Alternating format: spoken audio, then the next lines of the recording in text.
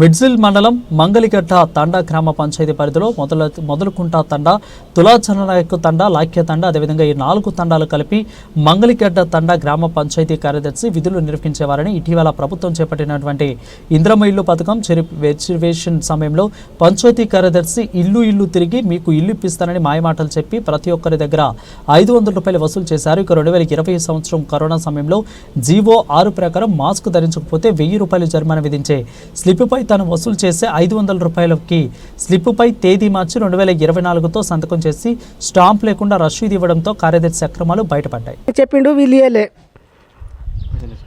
తీసుకోపోయిండు. ఎప్పుడైనా పిలిస్తే కూడా ఆయన రాడు. దరఖాస్తు తీసుకున్న రోజు ఓపెన్ చేస్తే మళ్ళీ ఇప్పటివరకు ఆఫీసు ఏ రోజు ఓపెన్ చేసిన దాఖలాలు లేవు. గ్రామ పంచాయతీ సెక్రటరీ గారు విలేజ్కి వచ్చిన దాఖలాలు లేవు. అయితే ఏం జరుగుతుందంటే ఇక్కడ గ్రామ పంచాయతీ సెక్రటరీతో మాకు తాండా ప్రజలకు ఏదైనా అవసరం పడితే తన ఇంటికి రప్పించుకుంటాడు. ఇంటికి రప్పించుకున్న తర్వాత లంచాలు డిమాండ్ చేస్తారు. లంచాలు ఇవ్వకపోతే వీడియోలు తీసుకొని బ్లాక్మెయిల్ చేస్తాడు. మా ఇంటికి వచ్చేసి మా మీద హరాస్మెంట్ చేసిరు, అది చేసి అని చెప్పేసి కంప్లైంట్లు ఇస్తున్నాడు పోలీస్ స్టేషన్లలో.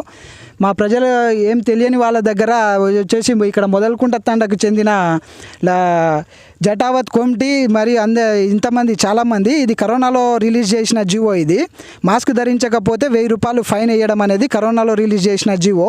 ఈ జీవోని అడ్డం పెట్టుకొని ఇందిరమ్మ ఇండ్లను అడ్డం పెట్టుకొని మీరు ఇది కడితేనే మీకు ఇందిరమ్మ ఇండ్లు ఇస్తాము అని చెప్పేసి ఇది ట్యాక్స్ ఎప్పుడు వసూలు చేశారంటే 23 డిసెంబర్ 2024లో ఇలా కరోనా పేరు మీద ఇచ్చిన రిసిప్టులో మీకు ఇల్లు ఇప్పిస్తానని చెప్పేసి ట్యాక్సులు వసూలు చేసిండు. వాళ్ళకు చదువు రాదని చెప్పేసి వాళ్ళకు మొబైల్ నెంబర్ ప్లేస్లో అమౌంట్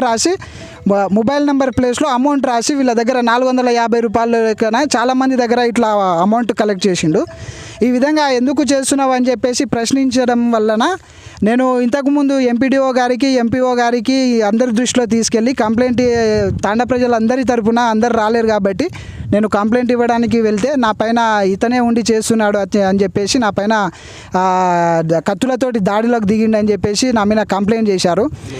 ఈ విధంగా మళ్ళీ ఇంకేమన్నా అంటే నేను రేవంత్ రెడ్డి వాళ్ళ రిలేటివ్ని, మా మామ రేవంత్ రెడ్డి మాకు అందరు తెలుసు, నువ్వు కలెక్టర్ దగ్గరికి పోయినా ఏం చేయలేవు, ఏ కలెక్టర్ నన్ను ఏం పీకలేడు అని చెప్పేసి పర్పస్ వర్కర్స్ ఉన్నారు ఇక్కడ తాండాలో మా దగ్గర 3.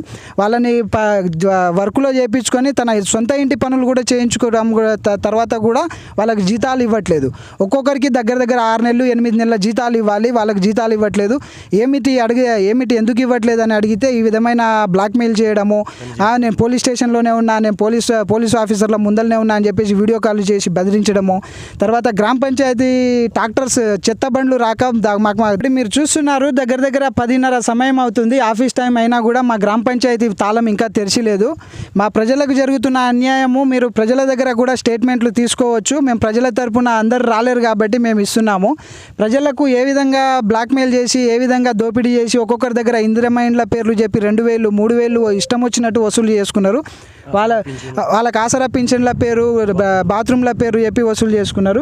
ప్రజలు ఇచ్చే స్టేట్మెంట్ కావాలంటే మీరు కూడా ఎవరన్నా అధికారులు వచ్చి ఇక్కడ ఇంటింటికి గడపకి తిరిగి మీరు కూడా కనుక్కోవచ్చు.